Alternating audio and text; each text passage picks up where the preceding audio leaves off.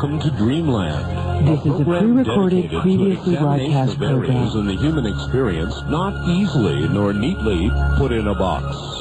Things seen at the edge of vision, awakening a part of the mind as yet not mapped, and yet things every bit as real as the air we breathe but don't see. This is Dreamland. Good evening, everybody. It's Sunday evening. Welcome to another Dreamland. I'm Art Bell. And there's a bunch of news to catch you up on and a couple of programming notes, and we'll launch as usual with Linda Howe this evening, parked in Denver, Colorado. First, though, I would like to welcome to the Dreamland group, KTUC AM in Tucson, Arizona. KTUC, one of the regular affiliates on the syndicated program, now joining Dreamland.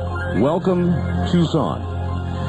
And the person who had most to do with that, I guess, Mike Gabrielson, who is the program director at KTUC. Good to be in Tucson now with Dreamland. Also, WAIV-FM, the station manager there, Richard Parker in Peru, Illinois. So, Richard, thank you for getting us on in Peru, Illinois. Welcome to those two affiliates. Now totaling 75 as Dreamland continues to grow, racing toward kind of a catch-up, I guess, in the number of affiliates with our regular syndicated program. Now, I guess, moving away from our usual topic for just a moment, for those of you that have not heard it, I would like to announce there has been an apparent agreement of some sort with regard to Haiti. Colin Powell, Jimmy Carter, and Sam Nunn, as you know, were in Haiti trying some last-minute bargaining with the military dictators there. This has apparently been successful, and an invasion which actually had already been ordered with airplanes in the air and all the rest of it, averted at the last minute.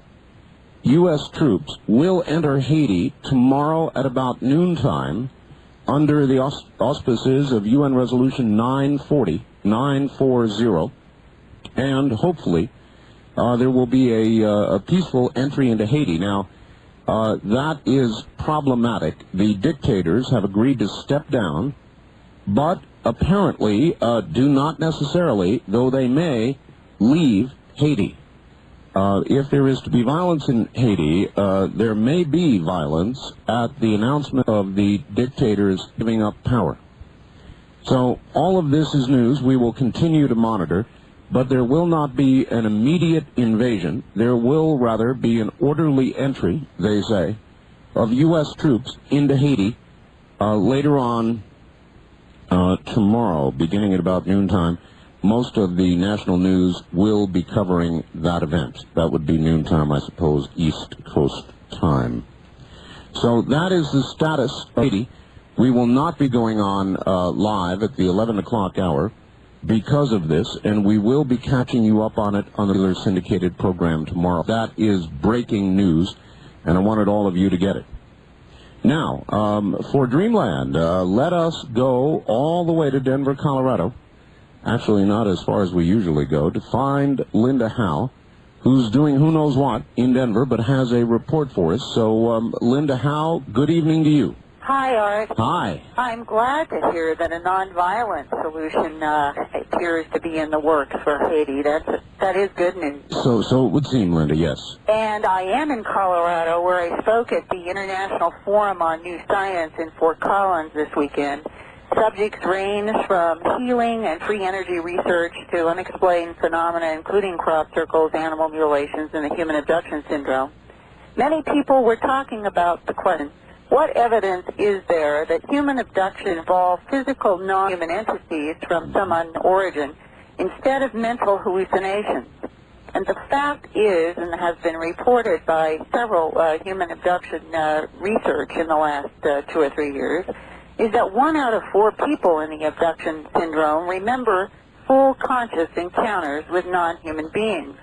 One such abductee is a Colorado woman that I interviewed today who has seen non-human creatures in her apartment. She desires to remain anonymous, but has agreed to share her experience with our Dreamland listeners, and I'd like to play an excerpt from that interview now. About 1993, it was in spring, March or April. I was getting ready to go to bed, turn out all the lights except for one I always lives in the foyer right by the entrance to my apartment. Lay down, and from where my bed is, I can see into the living room and to the light through. And I was startled because right as I looked up, there was these three real short little beings.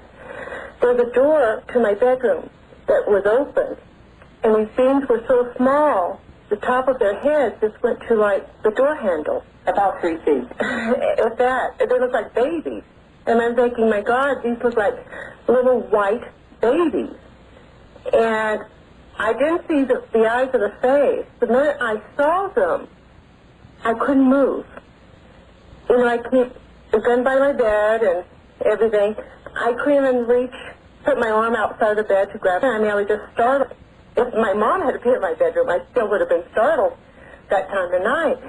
And I remember I couldn't move, and I was telling myself, you will remember, you will remember. And I was looking at their torso, and I was trying, like, okay, I cannot move, but I'm going to remember everything about you or whoever you are. And their skin was like onion skin. I mean, it's almost like if you see someone's fingerprint and you can see the lines in there, you could actually see the texture, and their skin seemed so thin. But it reminded me like a fingerprint or onion skin. And it was so white. It was almost like there was a light inside them. It was so bright from the three. And that's all I remembered at all. They must have gotten close to you for you to see something like this pattern. Oh, they were coming straight towards me. When I saw them at the door, and I could see their height right there, I mean, they just kept coming. And when I was shocked when I saw them, I tried to move to grab my gun because I was startled, like, what is this, or who's in my room? And immediately, as I had visual contact, I immediately could not move. And that's why I told myself, okay, you've done something to me where I can't move, but it's kind of like trying to remember someone who's mugging you, trying to get a good description, except I didn't look up and saw the eyes of their face. I only could concentrate on their torso, because it was just a matter of seconds. Yeah, they were coming so fast. And I remember the little, tiny, tiny, thin, long arms. Now, to listeners listening to this, they may think, this is a scary story, but you're still here. Now, what would you say to the listeners now? You've had multiple encounters with something that you would consider to be non-human, right? Right, definitely. And it's happened since you were a child, and you are still here. What is your sort of residue now from a life of interaction with something we're all trying to understand that's not human? What do you feel that they want from you? I feel like I'm being studied by not one but several different groups. It's almost like, okay, what did this group do? Let's go see. And I feel like, at times, like a lab mouse with no say-so, no clear answers. But some groups, it seems like they're more interested in human emotions, how people react to certain situations. Some it's physical and physical examination. Do you think that this is anything to be actually afraid of? I guess it's a human thing. It must be, because spiritually I feel like I'm tied into God and things like that, but each time you're abducted, you don't get self-assured. It's not like, okay, I've been abducted several times, I'm coming back, I'm going to be okay. Each time they take you, you wonder if you're ever coming back. Because there's nothing in guarantee. They don't talk to you. They don't tell you it's okay, we're just taking you for this and this, and we'll bring you back. It's the most isolated, loneliness feeling any person can experience because you're in an environment that is somewhere else that you can't do anything about. You don't even know where you're at or how it works. You just know 1 minute you see something, they're taking you through the doors, taking you through the walls, through the windows. You feel relief when you return, but you're traumatized when you return. Usually with missing time, right? Not always. Not always. It depends if you're looking at a clock or what, if you can keep track of it. Now, in terms of people who are hearing about the abduction syndrome and conferences in which there are discussions with abductees and with researchers and investigators, if you were personally, from the basis of multiple interactions with this, whatever this non-human intelligence or non-human intelligences are, were to just speculate on how things might unfold in the future, about whether we're going to have some kind of public interaction, what would you speculate? I think this is going to continue to increase. Leading up to? I think one day they will make themselves known. I think one day you're going to look outside and the sky is going to be filled with crafts. And one of the values, Art, of conferences like this is being able to talk with people, as this woman has described a conscious encounter, and others feel that they can discuss encounters like this with investigators totally off the record and confidence. And then all of us are gaining, I think, more insight to the fact that this is not simply a mental experience. There are too many people who are reporting absolutely concrete something that they're interacting with, and that is part of, I think, why we all continue to try to monitor the abduction syndrome, because if she's right, if someday the skies are going to be filled with discs, as many abductees have said, the world better be a little more up to speed than it is now on the fact that we're not alone in the universe. Well, it seems as though most UFO investigators are now beginning to follow the abductions as the best path to trying to figure out what's going on here. Right. And I thought that she was especially honest and especially summarizing in so many of the other people's experiences that I've had conversations with, that so many people, even anonymously, they still don't want to discuss anything in public. Sure. Linda, where will you be next week? Next weekend, I should be back in Philadelphia. Ah, back home finally. Right. All right, wonderful. Well, thank you for the report. She was emotional. She did sound very straight to me, Linda. It was a good report. I appreciate it. Yeah, and next week we'll go on to some other topics, and I'm sure glad we're not going into some military situation in Haiti. Cross our fingers. Thank you, Linda. Thank you, Art. Take care. I don't know that we're not going into, quote, a situation. We are going into one, but it is not going to be, as at least at the very moment they hit the shores, as contentious as it might have been. So we'll be examining this whole question of what's going on with Haiti over the next 24 hours, and no doubt talking about it on the syndicated program. In a moment, David Scott, I think you'll find him a fascinating guy, will be talking about life after death. I think Mike Rigby is David's mentor and helped bring him here, and I think you're going to enjoy it, and we'll get to David Scott in just a moment. I want all of you to listen to me very closely. If you've got any savings, money kicking around, extra money, a sense of humor and perspective are what is needed to get through this life, according to David. He's a musician, songwriter, author, philosopher, student of quantum physics, and seeker after spiritual truth. All these things and more are parts that make David who and what he is, a human being like any other, trying to get through life and make some sense out of it all besides. Author of the soon-to-be-released book, Way of the Ultimate Warrior, David stresses the importance of creating a solid spiritual foundation in one's life as a way to battle many obstacles and challenges that one faces as they sojourn upon the earth.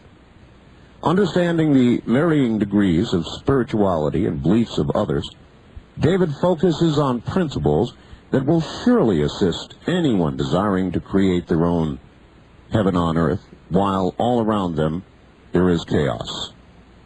David has studied all his adult life the many and varied religious beliefs of the world in his search for the truth.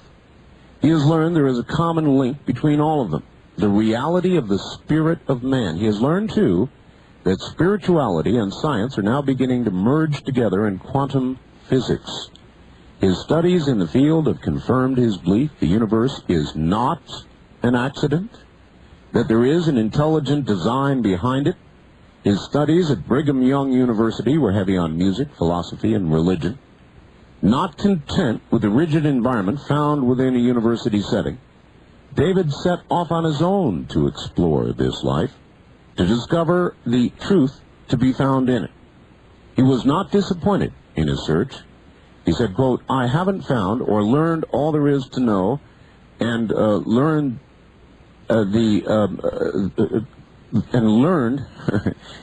concerning the spirit and its relationship to eternity.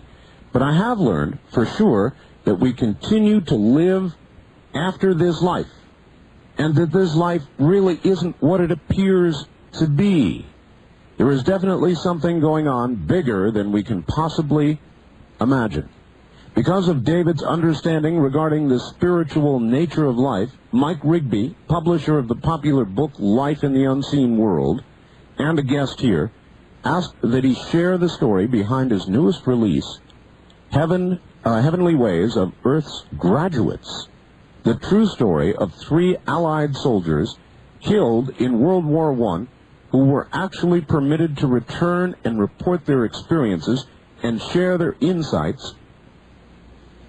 Wow. As to most of those living still on Earth. He says it's an exciting opportunity. I'm sure it is. There's a lot to find out about a man named David Scott, so let's go find it out, shall we?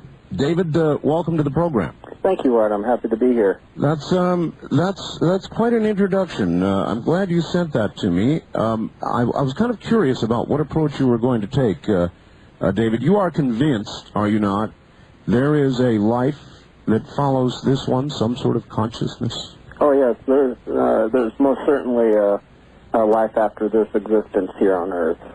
Most certainly. Well, I know that you concur with others that I have interviewed that the life after this one will occur in spiritual planes. Is that correct? Yes, it is correct. See, what happens, Art, is that we come to this Earth to learn as much as we can, pretty much to understand how to live by faith, how to create, how to use our thought and everything like that. Depending on what we do in this life will determine the quality of life that we have after we leave this life. Interesting. David, did you see a movie called Defending Your Life? Isn't that a wonderful movie? Wonderful movie. Is it anything like that, do you suppose? Well, Defending Your Life, Albert Brooks was great in that movie. Mm-hmm. That movie, Albert Brooks is killed, and he is brought to Judgment City, and he is forced to sit there in what he felt was a judgment session, reviewing areas of his life. And in that movie, he was seeing something like 9 or 10 hours of his life, or days of his life, where they determined the amount of fear that he just demonstrated throughout his life. That's right.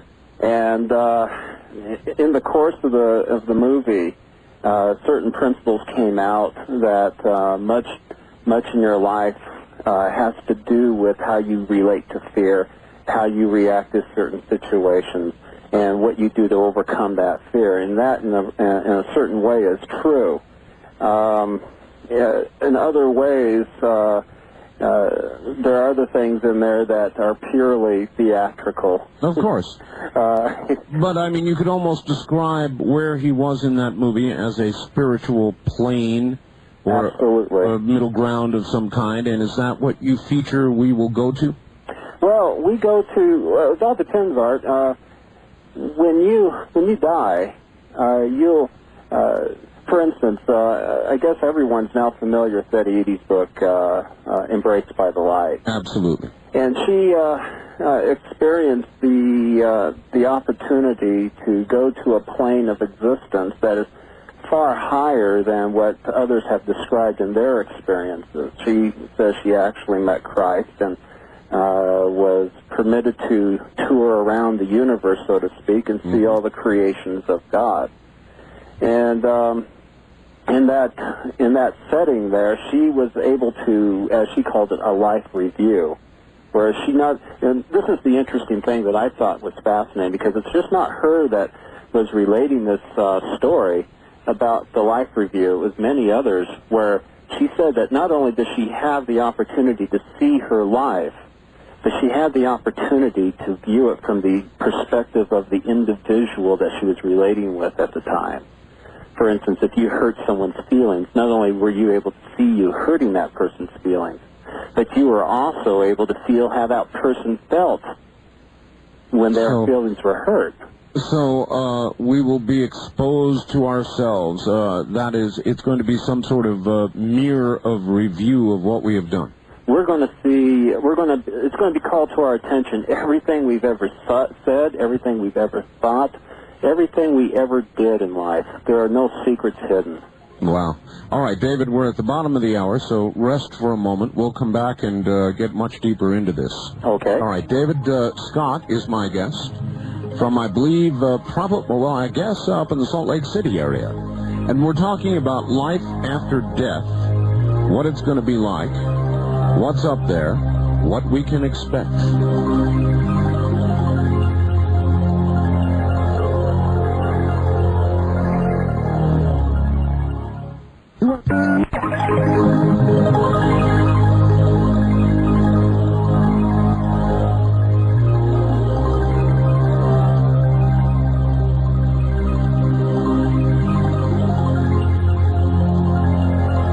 This is a pre-recorded, previously broadcast program.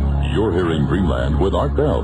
To participate in the program, call toll-free 1-800-618-8255. 1-800-618-8255. First-time callers, area code 702-727-1222. Or the wildcard line at 702-727-1295. This is the CBC Radio Network. It certainly is. Hi, everybody. I'm Art Bell. Engrossed right up until program time here. It was a little confusing with the situation going on in Haiti, but again, there is a tentative, perhaps tentative is the wrong word to use, an agreement with regard to what's going on in Haiti. Back now to David Scott, and David, I would say that life after death, or the possibility of it, has been an abiding, deep interest of mine. It's one of the things that provoked this program, and I would ask you how you know. You apparently know, so how do you know? What proof would you cite, the best proof that exists that there is life after death, that there are these planes of existence, that we do come back again? Well, you know, aside from the fact of the many accounts, for instance, Dr. Raymond Moody's in-depth studies in his book Life After Life and More Life After Life, and other credible people such as Dr. George Ritchie, who in his book Return from Tomorrow, my own personal experiences, not that I have to say right at the beginning, I myself have never had a near-death experience, but I've had many experiences dealing with the spirit. Personal experience of the nature of, you can't deny them. And as for myself, I know that there is a life after death, that there is something far more greater waiting for the human being than people can ever possibly imagine in their hearts or mind. In the movie we mentioned a little while ago, one of the questions he asked was, is there a hell? And the answer was, no, not really, but L.A. is getting pretty close. That's it. And so I would ask you very much the same sort of question. Is there, in your view, a hell? Well, you know, as you're probably well aware, there are millions of people throughout the world who believe that there is, and that they believe that if you don't do certain things in this life, you won't go to heaven, but you'll go to hell. Now, I personally believe, after countless years of and hours of study on the subject, yes, there is a hell, but let me explain that. There are different spheres of existence in the spiritual realm. Mm-hmm. Many people have said that, who have gone there and seen them, suggest that there are 7 spheres of existence. There are 3 below and 4 up higher. And the lower spheres, or the darker realms, constitute what is hell. Now, I just finished reading a book called Wanderer in Spirit Lands. It's briefly, it's an account of an individual from Italy who died and was permitted to return, and he had a hell experience. Yes, they're not very widely publicized, David, but I was going to bring that up. There are a number of people who have had NDEs and claim quietly, as you can imagine they would, they went instead to a hell. Yes. I just completed a book a friend of mine suggested to me. It's called To Hell and Back by a man who actually died and went to hell, called Dr. Maurice S. Rawlings. In his book, I wouldn't really highly recommend it because it doesn't go into the depth that you would think it would. It has an agenda to it, and his agenda in the book is to literally scare the hell out of you. But he described several instances in where people died, and instead of waking up in a brilliant paradise pasture, they were in hell. And their experience so terrified them that they wouldn't talk about it. When they got back in their bodies, there was one instance in there where on the operating table the guy was resuscitated, and he begged the doctors, "Don't let me die. Don't let me die. I am in hell." And that sort of experience lets you understand that what we do here is so much the more important. Well, it does put that slant on it, yes. What is the best description you've heard of what hell may be? I mean, surely people have told us, have they not?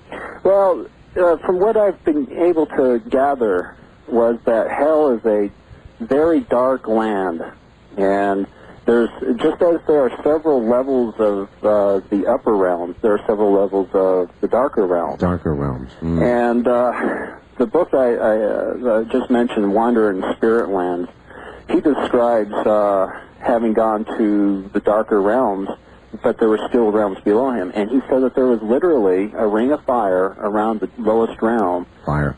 Uh-huh. Now, this isn't the traditional lake of fire and brimstone he's referring to. It's a barrier where ones from higher realms can pass through to it, but those on the other side of it can't pass beyond that barrier. All right. Where do spirits fit into this? And by that I mean spirits, for example, I've got some photographs, David, of what I believe to be ghosts. Right. Now, where do ghosts fit in? Are ghosts people that simply have not gone to any spirit realm at all and are somehow trapped here, or is in fact this Earth a spirit realm? Yes, that's very true. This Earth itself is a spirit realm. You see, as it's described, if you remember when Mike was on your radio show, he talked about Life in the World Unseen, where Hugh Benson described that in concentric circles around the Earth are realms of spirituality. That's right. Mm-hmm. And that the ones closest to the Earth were the darker realms. People who have seen ghosts, yes, I believe that there are spirits trapped here on Earth, and what traps them here is their unwillingness to give up the temporal cravings, the appetites that we are all endowed with, that they are still attached to the things of this earth. Okay, well, that implies some kind of choice.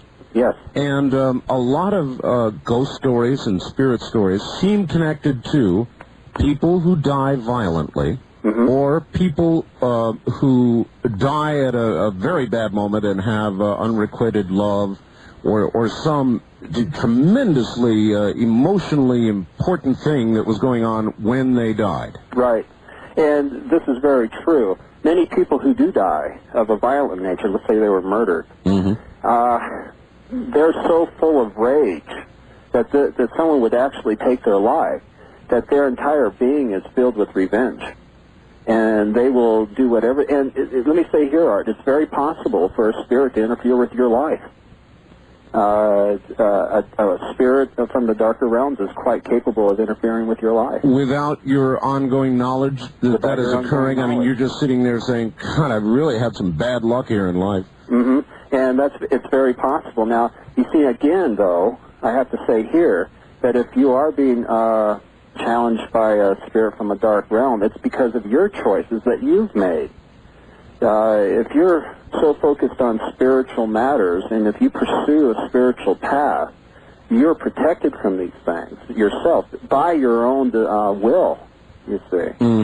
And but most people, they seem to live their lives in such a way as to negate any possibility of a hereafter or a life after death or any consequences thereafter or any blessings thereafter.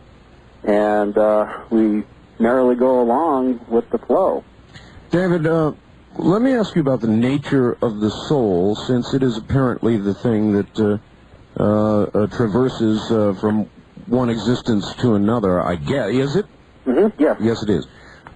There were some very early studies that I just can't shake from my mind, David, regarding people who died and were actually measured with regard to weight, and actually were measured to have had their weight change at the very moment of death. Right. And there was no other explanation anybody could give other than, that it was the soul.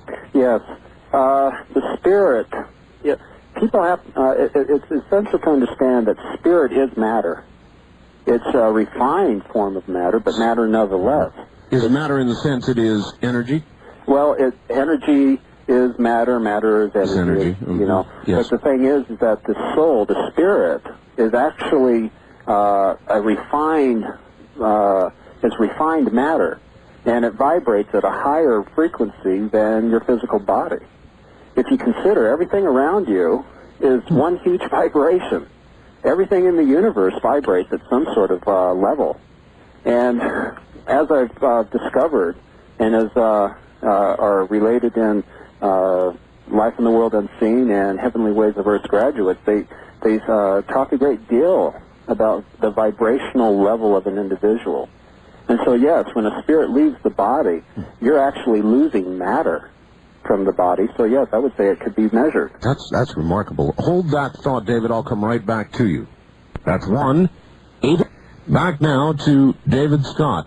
And we were discussing the nature of the soul, and you're saying it is matter, in effect, and it vibrates. Oh, yeah. At what frequency, David? If I knew that, I wouldn't be talking to you right now. Well, there you are. I was going to say, like Dan Rather, people are going to be stopping you on the street saying, "What's the frequency?" This is true. So we don't really know, but you believe that at some level it vibrates at a frequency. Well, you see, what happens is that when you come here to Earth, you come here with a certain agenda. It's personal for each individual who's ever lived, who is living now, who will live in the future. You come here with a certain agenda, and that agenda primarily is to create your own spirituality, to progress spiritually. And as you progress spiritually, you raise your vibrational level just a little bit, and just a little bit more, and just a little bit more. And then eventually, you're going to be able to see around you the spirits that are tied to this earth, or you're going to be able to receive direct communication from your spiritual servers or your Heavenly Father, and you're going to be a clear conduit in that regard. Yes, everything vibrates that way. Huh. So it is possible then, as you progress, to actually talk to the spirits that have gone before. Oh, yes, yes. There are countless instances of that ever since recorded history. Of course, many people put it down as myth. Well, they sure do. One way it's done, it is said, is with Ouija. Yeah, I do believe that the Ouija board can receive communication from spirits, but you got to understand, what spirits are you talking with?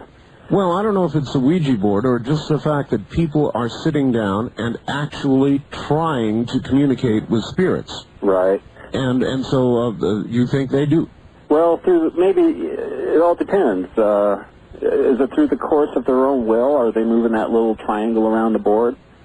Or is it to such a degree that a spirit is actually communicating through? I can tell you this, my own personal belief is that anybody communicating through a Ouija board isn't something that you would want to listen to anyway. Well, a lot of people say that such an attempt to communicate is inherently dangerous, that you might call up things you might not be so happy about. Do you agree with that? It's very possible. Part of the things that you need to understand is that the spirits that live nearer the earth in the darker realms are constantly roaming the earth, roaming around in their own misery, and they want everyone else to be miserable, and they will attempt to influence you to, think in a certain way. Well, I would think then that somebody sitting down and playing about with a Ouija board would be just inviting these spirits who are kind of looking for trouble anyway. Well, I would think so too, yes. Yeah, to come in and cause trouble. So you would say to anybody considering playing in such areas, don't do it. Yeah, don't do it.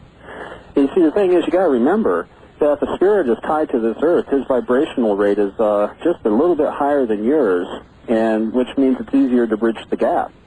When you're trying to communicate or when you're trying to receive revelation from a higher source, their vibrational rate or their spiritual plane is so much higher that they have to lower their vibrational rate to talk to you. It's a lot more difficult, specifically when you're kind of caught up in the everyday goings-on of life. You don't listen. All right. Well, what you're telling us about what happens after we die, David, is markedly different than is described, or most people would say, is described in the Bible. How do you reconcile these differences? Well, I truly believe the Bible to be an inspired work of our Father in heaven. There's no question about it. But think about this for a moment. The Bible is only a couple of thousand pages long, and much has been written after the fact, and much has been left out, and there has been much taken out, for instance, the Apocrypha.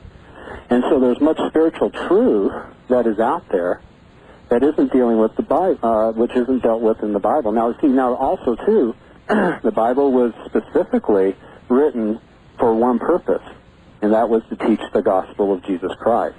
That's right. You see. And the Bible is specifically designed to put people on this path of spirituality and to find the truth themselves.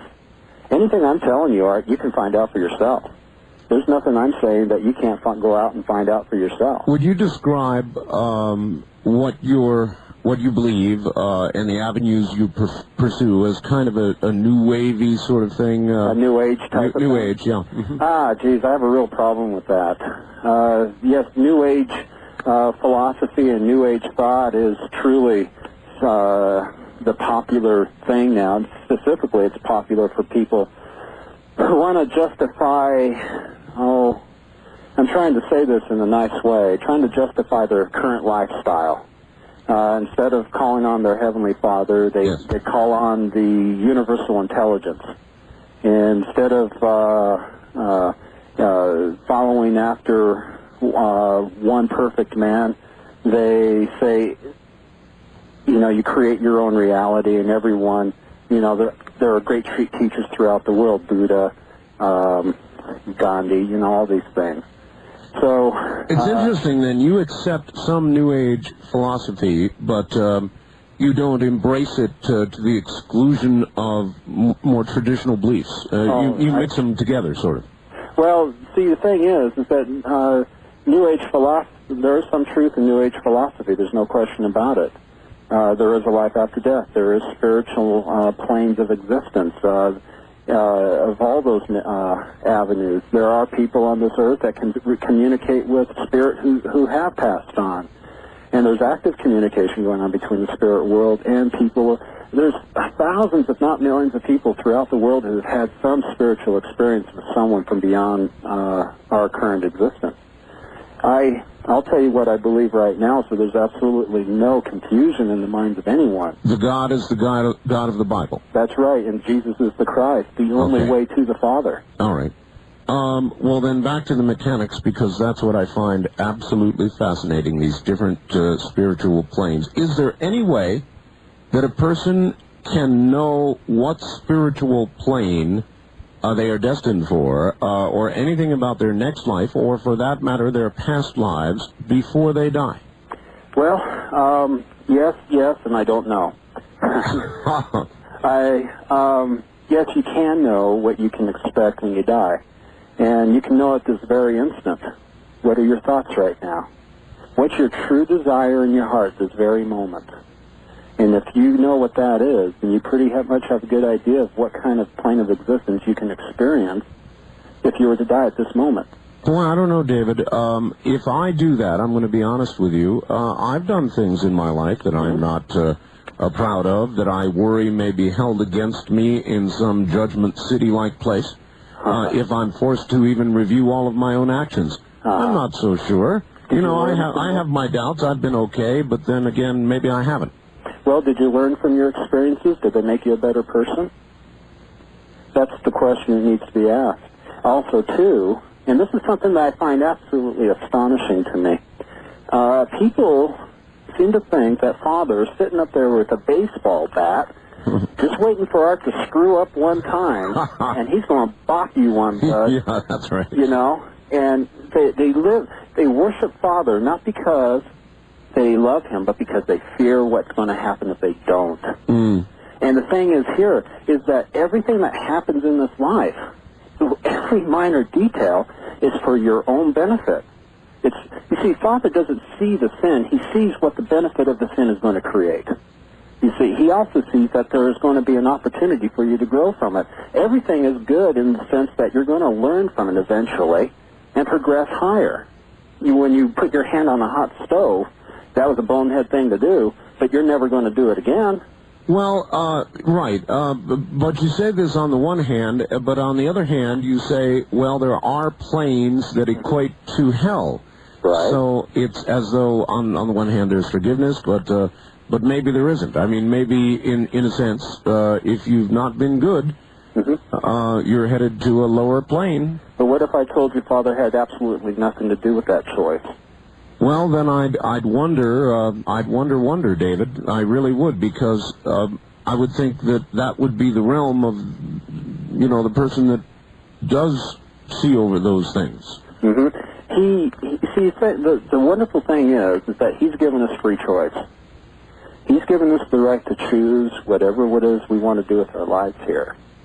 If we choose to do, unwise things, if we choose to be a mass murderer, or to live in an immoral way of life, we essentially will become such a person that will only feel comfortable and only be able to exist in a certain realm. On the other hand, if we live our life in forgiveness and we continually strive to serve and we continually seek to know the truth, then that we're going to be in an entirely different existence, solely based on what the desires of our heart is. Well, there are a lot of people who would say that what you're doing, the areas you're investigating, you should not be investigating. The things you're looking into, you should not be looking into. Oh, absolutely. I've gotten that a lot. I'm sure you have. Specifically around where I live. So how do you answer that? It's my choice. I want to know the truth. I'm unwilling to accept any man's word for anything. I, too, am a big believer in the pursuit of truth, and so we go ahead, David, perhaps at our own peril. Who knows? Stay right where you are. We're at the top of the hour, and we'll be back. David Scott is my guest, and we're exploring the unknown. We'll be back. That's even a remote possibility. All right. One, you have to recognize that when one gets started searching for something, you run into, for example, mountain ranges. I searched for 35 years, and I went to geologists, I went to all kinds of people to get some kind of an indication of what caused mountain ranges. God caused mountain ranges. That's the answer you got? Yeah. Okay? Okay. No. Fine. Okay, then who is God? All right? If you want to go that route, that's wonderful. The unfortunate thing about that type of thing is there's a long history in our past where misinformation has become born. And that's what I become concerned about. All right. Well, I'm a big boy. I can face up to facts the way they really are. And you tell me, I mean, you don't believe in the Big Bang. You, in essence, tell me that everything always has and always will be here, and the only constant is change. That's a very difficult concept for most people, me included. Always has been and always will be. Okay, let's take one more step into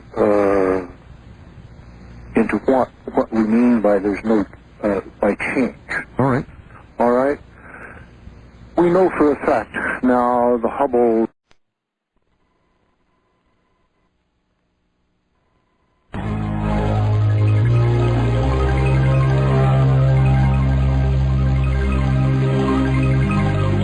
From the Kingdom of Nye, we continue with your calls on Dreamland with Art Bell at 1-800-618-8255. 1-800-618-TALK. First-time callers, area code 702-727-1222. 702-727-1222. Or the wildcard line at area code 702-727-1295. 727-1295 in the 702 area code. Now again, here's Art Bell. From Provo, Utah, my guest is David H. Scott, and he's here talking about The World Unseen, I guess. It's another book title, but indeed it is The World Unseen, but I guess you can know about it, and we're talking about it, and we'll talk more about it with David in just a moment. First, 800. Going back now to our guest, David Scott, and I think, David, you will be interested in this facts that just arrived for the two of us. A statement for you and Mr. Scott. This comes from Eric in San Francisco.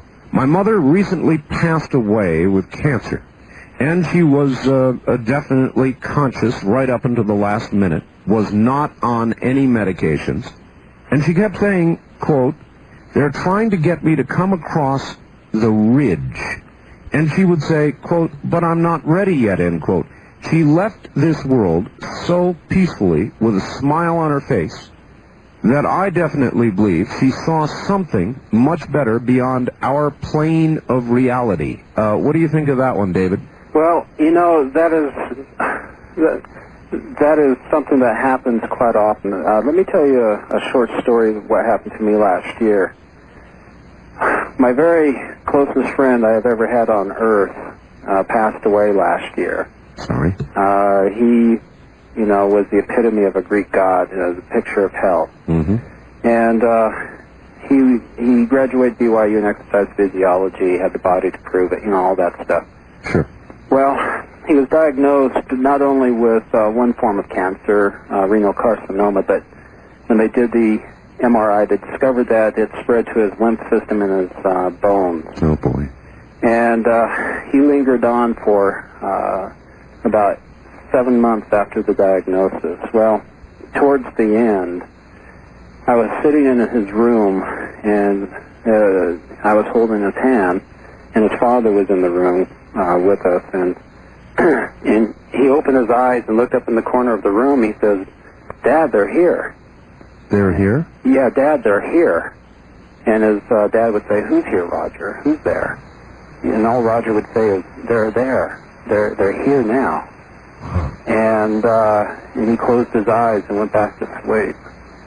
And shortly thereafter, he died.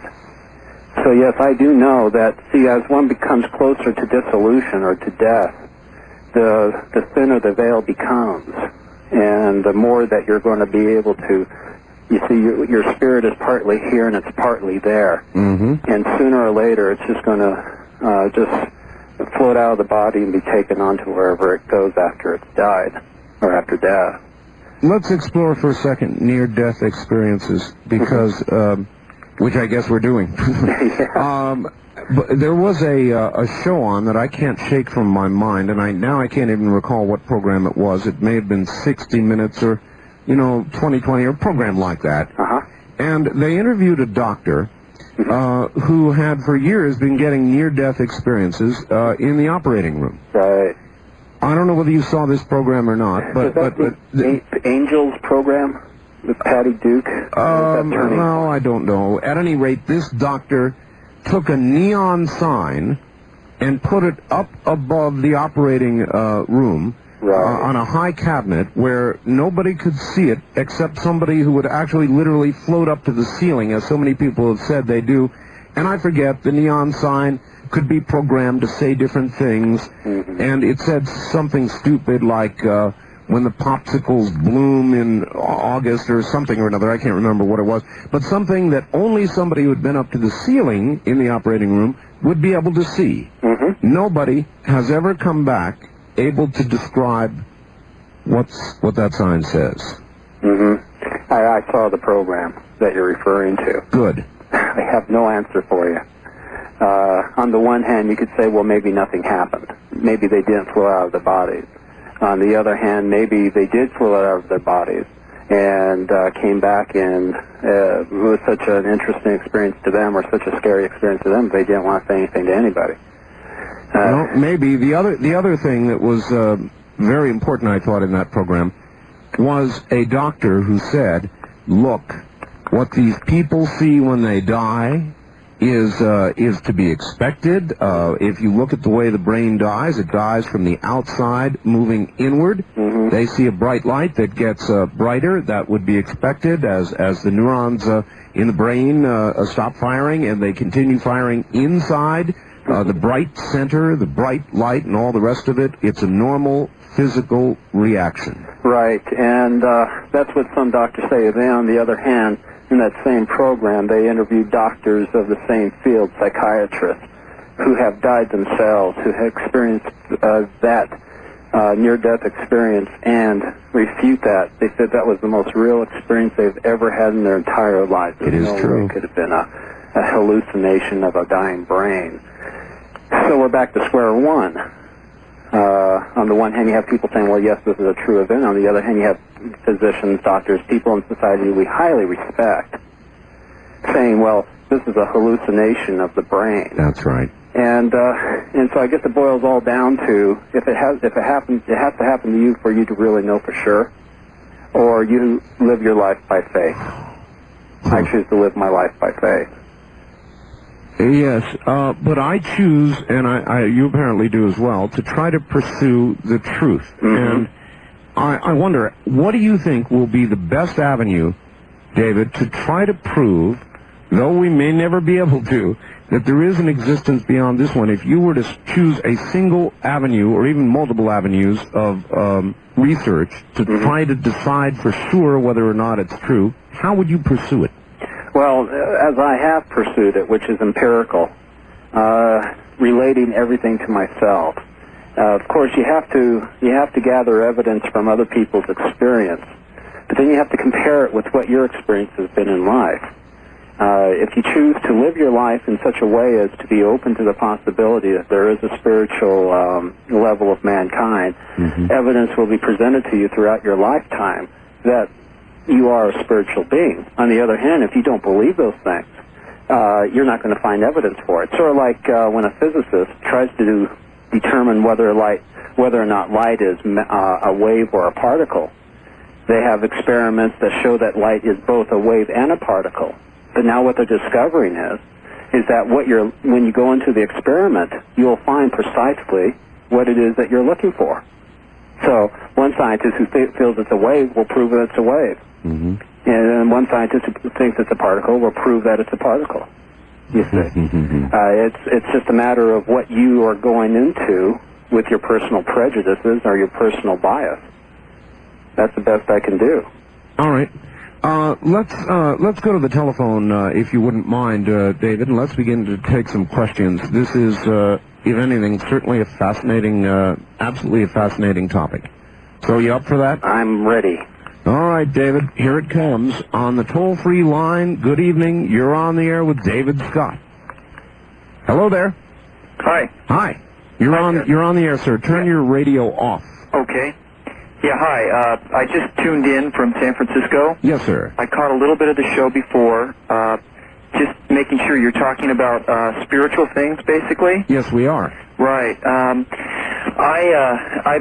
been a Christian for 7 years, and I found that Jesus is the only one who claimed, I am the truth. And he said, I am the way and the truth. And I heard a message today which was very interesting. The pastor spoke about how Satan, the god of this age, has blinded the eyes of unbelievers, and he said that in Scripture he took a third, according to Scripture, he took a third of the demons with him, and that also that a third of Jesus' ministry was dealing with the demonic realm, and so the demonic realm is a very much reality, and the Bible says there's powers and principalities which influence our lives. All right, let's address that. The demonic realm, the devil. Mm-hmm. There is, in essence, a kind of hell. You said, is right. This a domain? Yes, it is actually. The domain of the dark realms are presided over by spirits who possess great forces of will or thought, and able to subject lesser beings to their will. The information that was just provided to us concerning the host of heaven, a third of the host of heaven, these beings that were cast out of heaven were at one time angels of light, and they chose to rebel against our Father in heaven and His plan of salvation, and they were cast down to the earth, where they will remain to this day, will remain to the end of the time. That would imply that after death, David, free will or some form of free will in the spirit realm continues? Yes, absolutely. See, we will never, ever be denied our free will or our free choice. That is one of the absolute truths that our Father in heaven has laid down. Even after Christ returns to the earth again and cleanses the earth and all that stuff, men and women will still have a choice as to whether or not to choose to follow after Christ or choose to follow after their own path. People will always have an opportunity to choose wherever they're at. All right, on the first-time caller line, you're on the air with David Scott. Hi. Yes, sir. I just have one question. I'm calling from Fairbanks, Alaska. Fairbanks, Alaska. All right. And I sort of believe the way he does, but I have a question that's bothered me for eons that I need the answer to.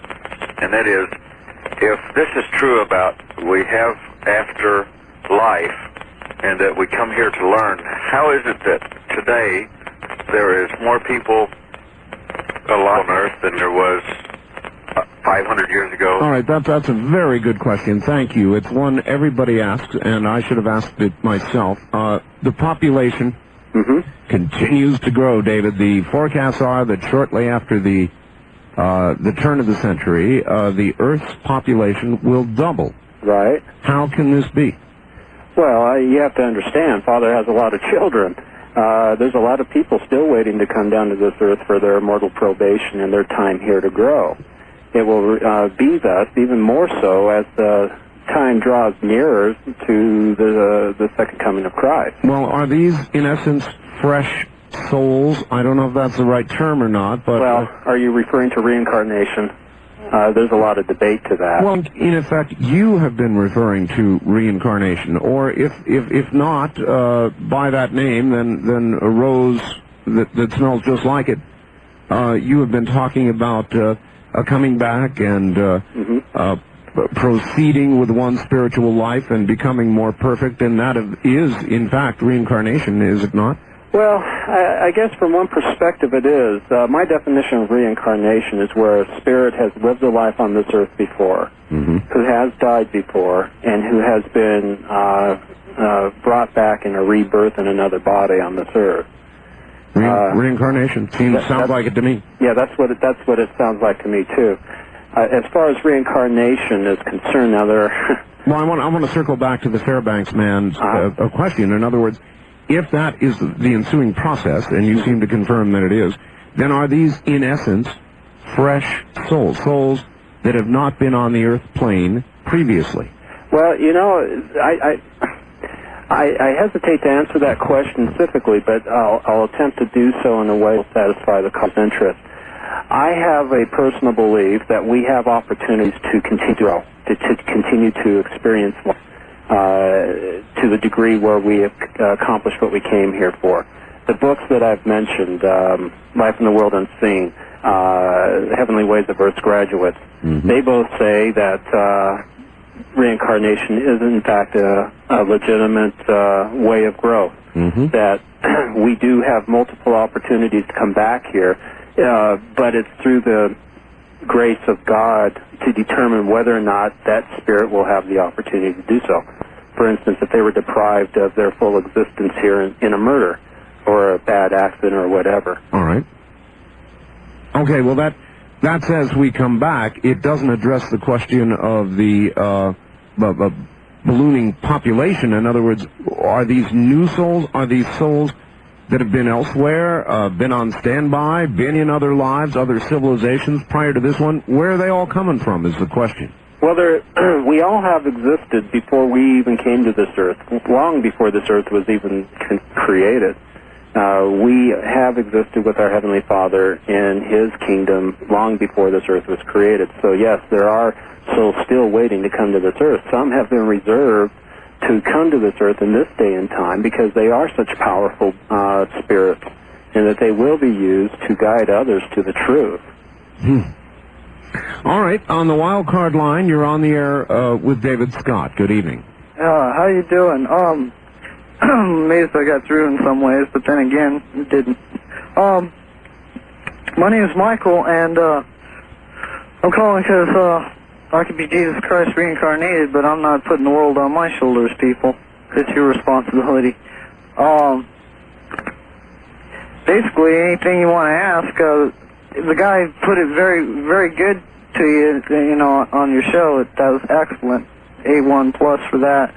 But through God, okay, and the understanding of Jesus Christ and you know, His beliefs, everlasting life. You can go anywhere in the universe you want. Do you have a specific question, sir? Basically, I don't have any kind of question, but your talker tonight is right in there. All right, glad you're enjoying it. His name is David Scott. On the first-time caller line, you're on the air with David Scott. Hi. Hi, Art. Hello, where are you? I'm in San Diego. Okay. My name's Scott. Hi, Scott. And I'm sorry, I forgot the fellow's name. David Scott. David Scott. Okay.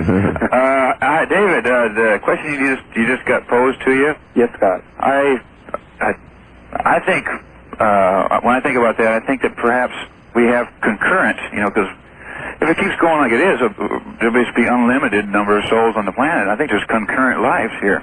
Well, one right after the other. No, he said concurrent. Concurrent. Like when I meet somebody, like it could be a male, it could be a female, it could be another race. We have a lot in common. I think people get married to each other like that, and they don't even know the fact that they're having the same soul in different bodies. Right. Does that make sense? Well, it does make sense. I'm not convinced that that's a true doctrine. Yeah. Then again, though, let me say this: I don't know everything there is to know. I know a little bit of the truth, but there is a whole mess of truth out there to learn. Yeah. And anyone who says with finality that one thing or another is true or not true, well, then you know they're wrong since they say that. Well, they demonstrate a great deal of arrogance in thinking that there's that they know everything. The Father has a whole mess of mysteries out there for people to learn and understand, and this is one of them that I confess that I'm in the dark on. Well, I'm enthralled. Another good show, Art. All right, thank you. Well, I am too, David, but I continue to explore, and as I said earlier, a lot of people get angry about that. They say you shouldn't be exploring anything.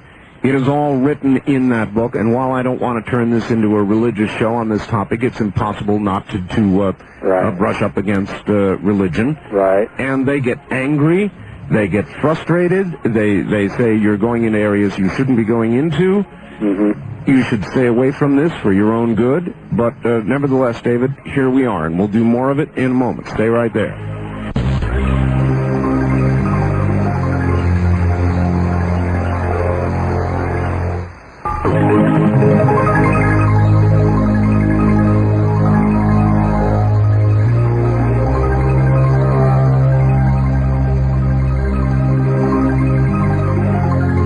Pre-recorded, previously broadcast program. You're hearing Dreamland with Art Bell. To participate in the program, call toll 618-855. 1-800-618-8255. First time caller, area code 702-727-1222. Or the wildcard line at 702-727-1295. This is the CBC Radio Network. It is.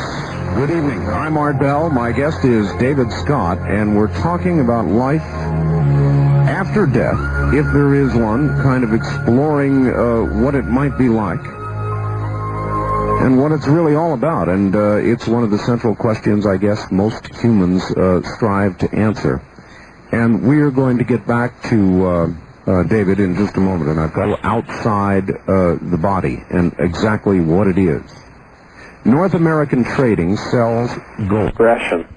Some people have the gift of being able to leave their body consciously and explore on their own the temporal realms of existence, going from place to place on Earth in the flicker of a thought. Well, what realm are we in when we so travel? I mean, I've heard people talk about traveling in space, traveling away from the Earth. Shirley MacLaine, others have described that kind of travel. Right. When you leave your body in this life, you're still in this sphere of spiritual existence. Now, in the scriptures, in the Bible, there are many instances where Paul discusses leaving his body and being caught up to the third heaven and such like that. And that does happen, too, where you are lifted out of your body by the Spirit of God and taken to a higher spiritual plane for whatever reason. When you leave your body here, for part, I'm under the impression and the belief, and I have the belief that you experience things on this level of existence still. So it's in this, in other words, it's confined to this, what we call this spiritual realm. Right. Now, there is an interesting story of I'm trying to remember the book I read on it, about a man who learned how to leave his body and explore different spiritual realms, but his wanderings were limited to just the first 3 or 4 spheres and nothing more. Is this, in your view, a dangerous thing to do, or is it a good idea? Well, I would kind of say that exercise caution if this is a pursuit that you're endeavoring to pursue. All right, let me go back to the phones. On the toll-free line, you're on the air with David Scott. Good evening. Where are you calling from? From Los Angeles. Hi, Art. Hello. David. Hi. I spent a little time in this experience, and it seems like whoever created us put us in a realm of either having faith or living in fear, or gradations thereof. Mm-hmm. And the other one was truth or dishonesty or denial. Mm-hmm. And I think we're experiencing a society today who lives very much in denial and dishonesty. And we have to make some choices as to which direction we're going to go, because we have some very bad problems on our hands. Now, I used to have my doubts, and, Art was talking about previous experiences. Well, St. Augustine, I guess, had some pretty bad experiences, and he came out of that life and changed it. But one of the scripture writings that I kind of was confused about was Christ said not to pour new wine into old wine sacks, pour new wine into new wine sacks, because the old one, before the fermentation process is over, would crack and you'd lose it. Mm-hmm. And I often wondered, what the heck does this mean? Well, what the Lord is speaking of when he refers to that is that if you're going to receive new truth into your life, if you're going to receive higher ordinances of the gospel of Jesus Christ, you yourself have to become a new vessel. You have to become purified in your own existence as you are now. You have to re-alter the way that you think, the way that you look at life, the way that you happen to judge things in your life. And in essence, you have to become a person to receive that new truth. If you were to try to understand much of what the Lord tried to teach us and remain at the level of spirituality that you're at now, you would not be able to understand nor contain the truth that the Lord is trying to give to you. So when he says you can't pour new wine into old wine skins lest they burst, he's referring to you being the wine skin. You have to become a new wine skin to receive the new truth that he's trying to teach you. More or less saying that you can teach an old dog new tricks? Well, well, I don't know. Sorry, I couldn't resist. On the wild card line, you're on the air with David Scott. Hi. Yes, sir. Mr. Scott, how are you doing tonight? That's fine, thank you. Jody in Albuquerque. Hi, Jody. I've got two questions, and I hate to dwell on religion. Okay. But just exactly, who is Jesus? Was he an insurrectionist? Was he a teacher, a philosopher, or was he really God? Also, how exactly do you live your life to stay out of hell? Sounds like a scary place. Okay. Yeah, it does. Well, let me address who Jesus was and is. Jesus came to this earth for a specific reason, and that is to show the way to all people who have ever lived on this earth, the way back to the Father, the way back to our Father in heaven. Not only did he have to endure every trial and every temptation that we have endured, but he had to overcome them in such a way as to have never have succumbed to those temptations. So not only was he a man, but he was also a perfect man who lived on this earth. His teachings have been only to point to the Father in a way of understanding what we need to do to get back to our Father. So he is the Savior of the world in that sense. When you say Savior, he is the only one by which you can reach the Father. All right. I want to return to these different spheres of existence or levels of spirit existence. Okay. What can you tell me about them? Do we know anything about them? In other words, what's where? Well, we do know that there are different levels of existence. The highest level being where our Father lives. Yes. The lowest one being where there is no light, that there is it's just a dark realm. Yes, well, I think most of us imagine that we're going to fit into something in between those two, and so that's where my curiosity is piqued. Mm-hmm. What kind of existence is a spirit, our spirit, going to have in one of these middle levels? What do we have to look forward to? Well, again, like I said earlier, it all depends on what you to do with your life in this world. And if you choose to do what everything that the Savior told you to do, to point out the right path, you'll end up in the higher realms. If you choose to follow after your own lust, your own greed, your own desire for power at the expense of other people, you're going to find yourself in a dark realm. Well, okay, Again, I guess I should be more specific about what I'm asking, David. I'm not answering your question. No, you're not. What I'm asking is actually what's there. Let's say we go to one of these middle realms. Okay. What's there? I gotcha now. I understand. Yeah, what has been described in Heavenly Ways of Earth's Graduates, and again in a wonderful accounting of this in Life in the World Unseen, is pretty much a realm. Let's just take a realm in the middle spheres, okay? All right.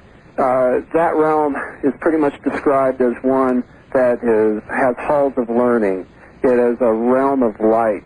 It's sort of like, let's say you live in this world here, but it's continual light. Everything is in perfect order. There is no sadness. There is no despair. There's no depression. You're free to choose the path of learning that you want to learn. The halls of learning are fascinating to me. Where Betty Eady described them a little bit in her book. Daniel Brinkley, in his book, Saved by the Light, describes them a little bit. And what you find is that it's pretty much the same way here, only it's perfection. It's continual summertime. Does that get close to answering your question? It sounds a little like you're going to a very warm, light library. You're going to a realm of existence where everything is set in order and you have all of eternity to progress. Your whole life is centered around your progression there, to serve others as best you can, to learn the higher ordinances, to reach higher spheres. That's what the halls of learning are for. Is it individualized, David, do you think? Look, I understand you may not be able to answer some of these questions, but, you know, heaven for David Scott and heaven for Art Bell might be, if we were to try and describe them right now, very different sorts of things. Right. I'm not altogether sure that I would be happy going to a place of light where I could learn. For me, heaven might be an entirely different concept, in fact is, and so what do you say about that? I agree with that. I agree that this is the fascinating thing about it, and I'll answer that by posing a question in this way. What if your beliefs or your thoughts literally create what you receive in this life and the life after? What if that literally your thoughts create your heaven or your hell? Well, yeah, I mean, we can play all kinds of what-if games. I'm very interested in what actually is. Now, I understand you have no way of knowing that. Well, you see, the thing is, the point that I was just making there is that your thoughts, your beliefs, everything that is you is what will create, what will make up what you receive in the next life. Do you follow my meaning? Yes. And that's exactly what I'm saying. Who you are, what you're comfortable with, what your thoughts are concerning life after death, will determine what you do in this life. Will determine what you endeavor to accomplish. So, in effect, we are all busily on this earth creating our own heaven or hell. That's correct. Yes.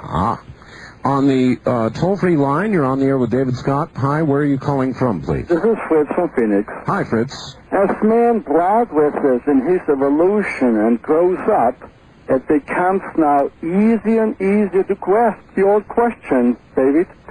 Who am I? Where do I come from? And where do I go? David, it is shows like this that educates the public. Keep up the good work. Thank you. And arts to you, too. Thanks, Fritz, and have a good evening. Just a little praise there, David. On the wild card line, you're on the air with David Scott. Hi. Yeah, hi. Art, Bob in Vegas. I have a bad signal on 780, but at least I can barely get to you. Well, glad you're hearing it, Bob. And, you know, I had a very strong experience when I was 12. I later found out I had the experience of the white light, which was really a spiritual experience I had to go through, finding later in life. Then I found through Gurdjieff and then to a thing called Subud. David, have you ever heard of Subud? S-U-B-U-D? Can you repeat your question, please? S-U-B-U-D. S-U-B-U-D, Subud. It's a Sushili Buddhi Dharma, a man from Indonesia. It's a spontaneous, spiritual letting go or initiation. I don't know. I'm sorry, Bob. I don't understand what you mean. Yeah, I'm having trouble grasping what you're asking me. What are you asking, Bob? Well, I wanted to be heard of Subud because we found Subud in England and brought it all over the world. Okay, and apparently it's a simple way of letting people experience the union with life force or spirit. All right, well, I guess we both don't know what you mean. Sorry, Bob. On the toll-free line, you're on the air with David Scott. Hi. Hi, Art. Hi. This is Colin from Eugene. Eugene. 1120 KPNW. Yes, sir. And I kind of had a point, I guess, to make about, well, this is what I was thinking about when the caller asked about the past lives, about the population explosion. Yes. I kind of think that everyone that was ever around for all time is kind of coming back now. Or I think he said something about when they're coming to the second Christ gets closer, more people will be coming, and I kind of believe that everybody that was ever around is coming back to this plane now for whatever people talk about, Armageddon or whatever you want to call it. I kind of think maybe that might be an idea. All right. It's certainly a possibility. That they're going to get everybody back in the pool for the big event? Yeah, it's certainly a possibility, but that's, again, out of my realm of understanding. Mm-hmm. All right, David, fair enough. First-time caller line, you're on the air with David Scott. Hi. Yeah, Art, this is Bob in Everett, Washington. Hello, Bob. We have a problem up here. Oh? KVI is not carrying Dreamland. Oh, what are they doing? They have somebody else on. I see. You know what the story is? I have no idea. Well, I'm listening to you on, I think, 1120. That'd be KPNW. Is that Spokane? No, 1120 would be KPNW, Eugene, Oregon. Oh, it's coming in pretty good, but it's not like having you here with us. I understand. So there's no life after Art Bell in KVI land tonight. Okay, well, these things occur from time to time. And I had a great time in Vegas. I'm glad. Okay, thank you. Right, bye-bye. And on the toll-free line, you're on the air with David Scott. Hello. Yeah, hi. Peter from Quincy, California. Hello, Peter. Got a couple of simple ones here. Well, actually, not really simple. Since we're diving in and out of the Bible, I'm not real familiar with nitpicking out of the Bible, but I do know that there's one passage in the Bible that says that even those who do not find Christ will still be able to find the way. And I wonder how David can sit there and say that Christ is the only way. Mm-hmm. And what about those of us, and this is where this comes out of, I was born a telepath, empath, high-level psychic abilities, and I've always been that way. And most of the Christian religions have made me very leery of any religion, so I don't get in with any of them. I am walking my own path in the spiritual levels and stuff like that. No, that's a very good question. Do those who, in effect, walk their own path, right, can they find the correct path? Absolutely. You see, it's similar to having many tributaries and many streams flowing into a great river. For each individual that's on Earth, there's a separate path one must walk to find the one true path. There's only one way to the Father, and that's through Jesus Christ. Now, whether you have to find your way to Christ your own way, that's your life. That's the way you need to travel. For someone to come to an individual and say, listen, either you believe the way I believe or you're going to hell, is not of God. That is someone who doesn't understand the gospel of Jesus Christ. All right, good enough. Let's keep moving on the wild card line. You're on the air with David Scott. Hi. Yes, my name is Robert. I'm calling from St. Louis. Okay, Robin, speak up good and loud. You're kind of hard to hear. All right. Yes, this is something that happened to me and my brothers, I guess about 15 years ago, back when we were about 13 or 14 years old. I can barely hear you, my friend. All right, I'll try to speak up. Is that a little better? Yeah. All right, I said this is something that happened to me and my brothers about 15 years ago, back when we were about 13 years old. But at two separate instances, my two younger brothers were sleeping in the same room together, and me and my older brother, we had a room together. And on both occasions, something appeared in the room, and like I said, only one of us in each room seen it, and the other one that was there sleeping, more or less couldn't be woken up at the time. And the two that did see it said that this thing was as tall as the room, probably 8.5 feet tall. They said that it was huge, muscular, that it was so much darker than the regular, what you would consider, dark, at night, say 2 in the morning, that you could see it, like, plain as day. And my two brothers said that it was huge, muscular, and it was, pitch black, and the only thing on it that wasn't incredibly dark was the eyes. They said that the eyes were a glowing red, and it, had a big black bald head. It didn't have any horns or anything like that. But they both assumed, obviously, that it was some kind of demon. And that it stood there, like the foot of the bed staring at him for probably an hour or two. And like I said, I was in the room at, in one instance, and I remember my brother pushing me, to wake me up. And as soon as I woke up and went to, roll over and look, it's like I fell out dead asleep. All right, thank you for that story. And, David, what about these creatures? Now, there's a whole area here we can explore, but offhand, what he just described, what would you think he encountered? Well, there are people who are coming into this earth right now who are very powerful spiritual beings that the adversary truly would like to destroy. The work that they came to do would be the direct opposite of the work that the adversary would want to have happen. And so it wouldn't surprise me a bit that the adversary would destroy this individual or in some way intimidate him, scare him, or in some way cause him to fear. Because fear is the direct opposite of faith. It's the direct opposite of power. Mm-hmm.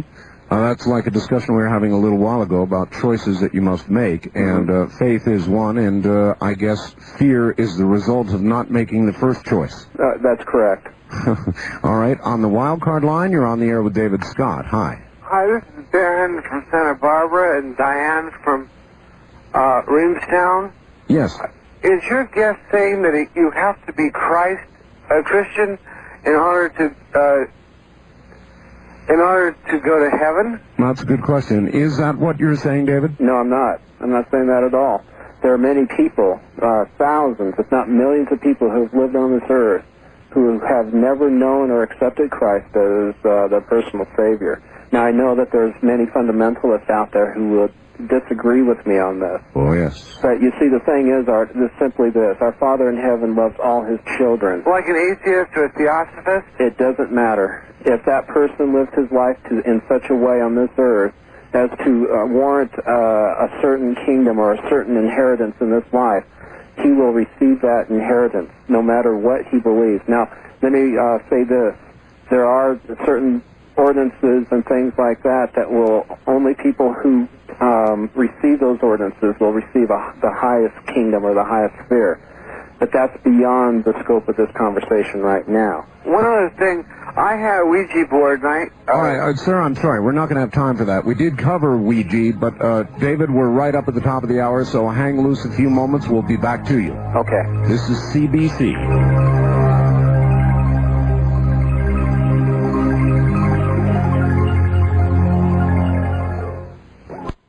To her with regard to any Dreamland topic. And she's got a documentary called A Strange Harvest back in 1993 that is available for $35. Glimpses of Other Realities, which is a tremendous book with very careful graphic documentation, which costs $45. If you would like to correspond with her or order one of those books, you can write to her, Linda Moulton Howe, Howe, Post Office Box 538, Huntingdon, that's Huntingdon, Huntingdon Valley, Pennsylvania, zip code 19006. That's Linda Moulton Howe, Post Office Box 538, Huntingdon Valley, Pennsylvania, zip code 19006. Let me talk for a second about fax machines, because they are very much the center of the information superhighway that everybody keeps talking about. You'll hear me get faxes all the time. Many of them now are sent by the new Sanyo fax machine that we've been selling for, I don't know, a couple of months, I guess it is. This is more than just a fax machine. It will send and receive faxes on the phone line you've got right now. You don't need to order a second line for it. It will copy any material, a picture, a photograph, cartoons, newspaper articles, or typewritten pages. At the push of a button, you put them in, push a button, it copies them. So it's a combination, really, fax machine, copy machine. The copy mode, by the way, has got enlargement and reduction functions. It's got all the goodies on it you would expect and more. We did as we always do with products. We went out and tried to find the best we could find. That's how we settled on Sanyo. If we find something better or at a better price, we will carry that and show Sanyo to the door. But right now, if you want the best, this is what we adjudge it to be for the price. The price is $349.95. So if you're ready to get into the age of fax, here's the machine to do it with, and C. Crane is the company to supply it. If you'll call them at 7:30 in the morning, they're in fairly short supply right now.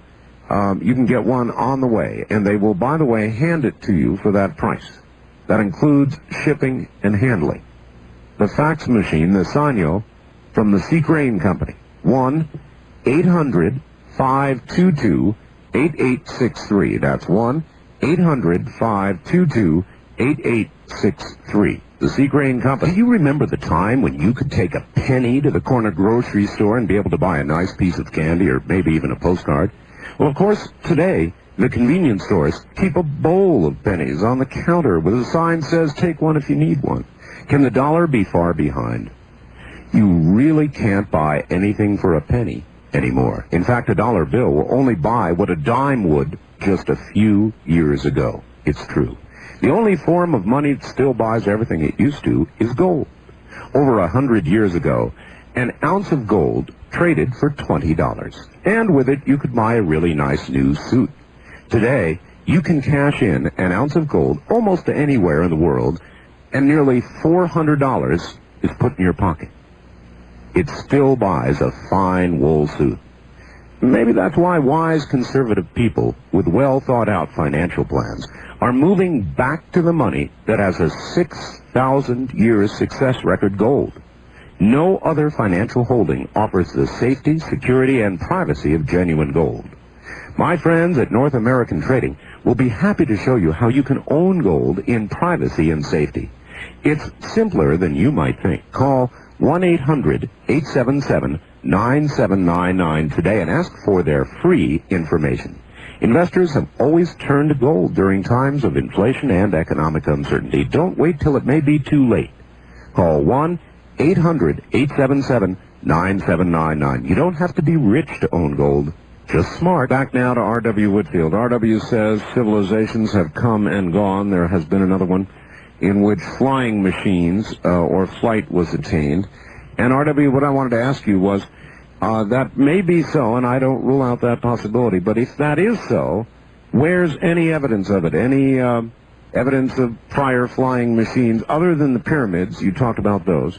But in a large technological civilization, surely even with 800-mile-an-hour winds and a polar shift, there would be some evidence. There is. Let me clarify one thing, a couple of things. One, 800.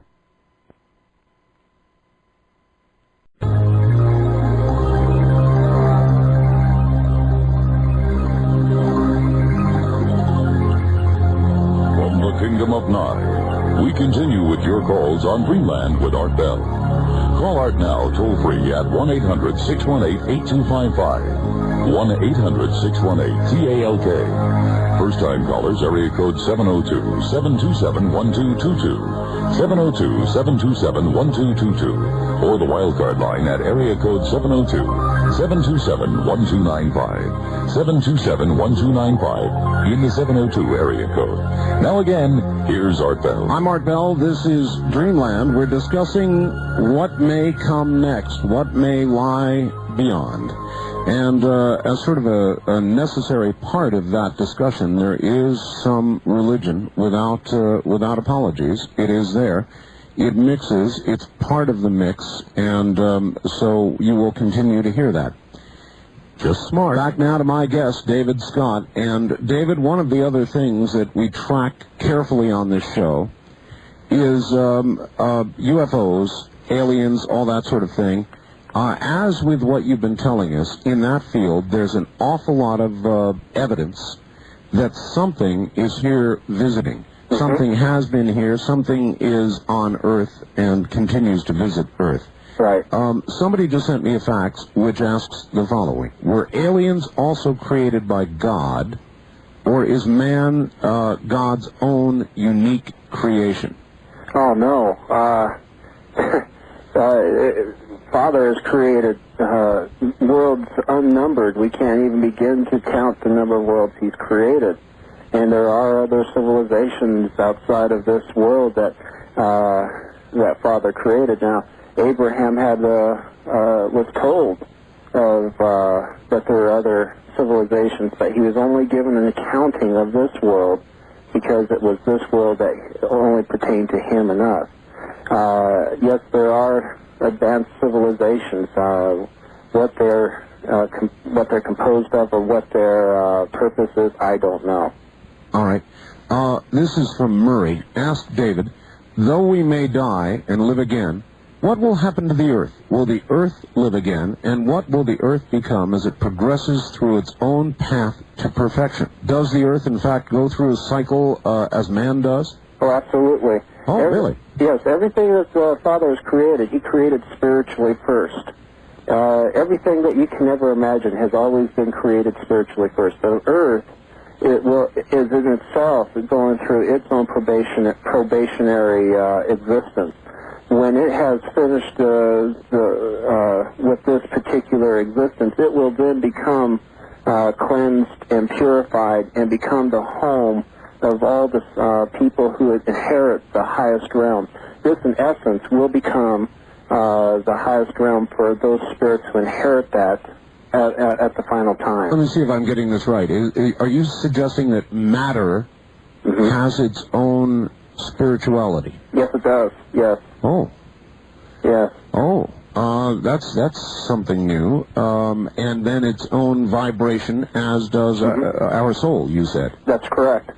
When you consider that everything is composed of matter, including us, each particle of matter inherits automatically the light of Christ or the light of our Heavenly Father. But I always thought there was a difference between biological matter, which is a vessel for the soul, and matter, the rock, the desk. Absolutely.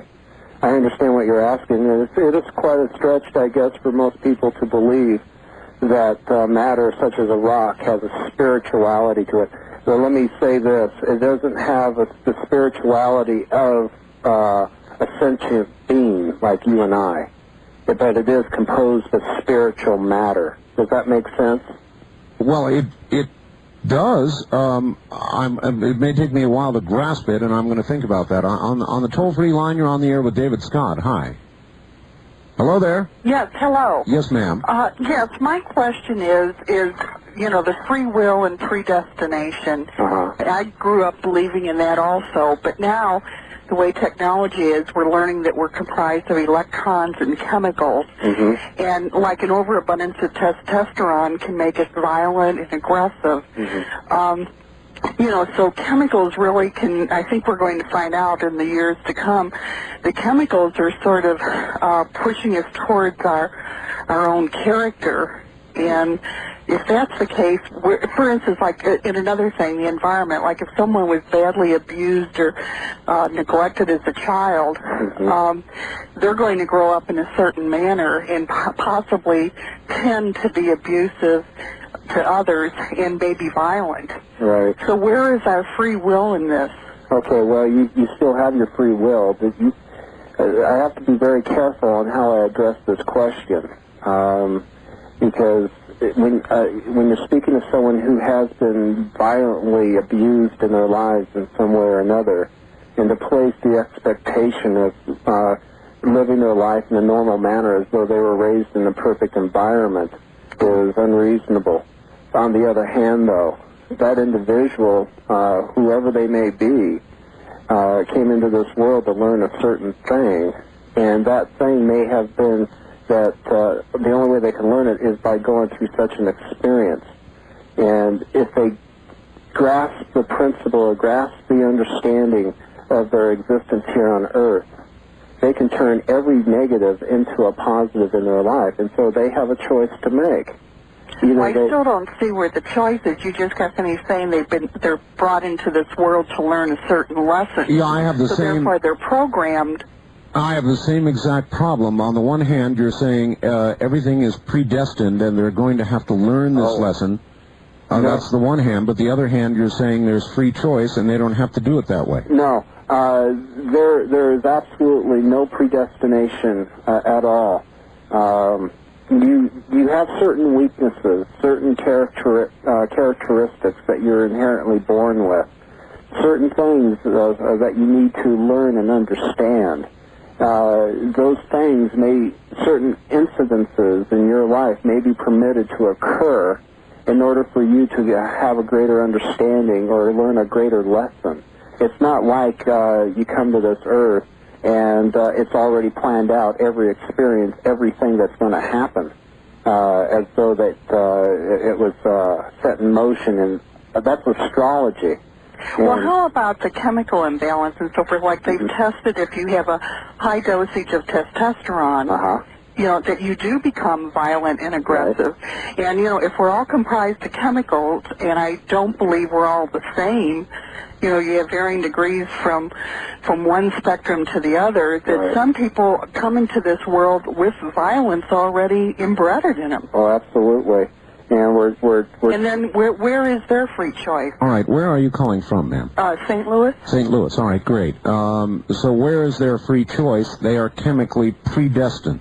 Well, we're starting to get into a realm where I haven't the wisdom to address that question.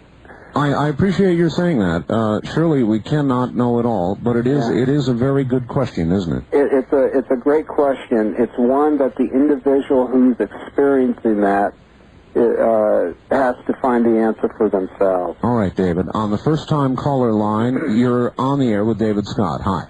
Thank you very much, David from Ogden, Utah. Yes. Same state, just up the road a ways. Yes. Been reading an interesting book by another local author by the name of James L. Thompson. It's called Aliens and UFOs, Messengers or Deceivers, and you've touched on a couple of the issues regarding UFOs and the relationship to the spiritual world. My personal opinion, I don't deny the fact that we may have visitors from other places in the universe visiting us.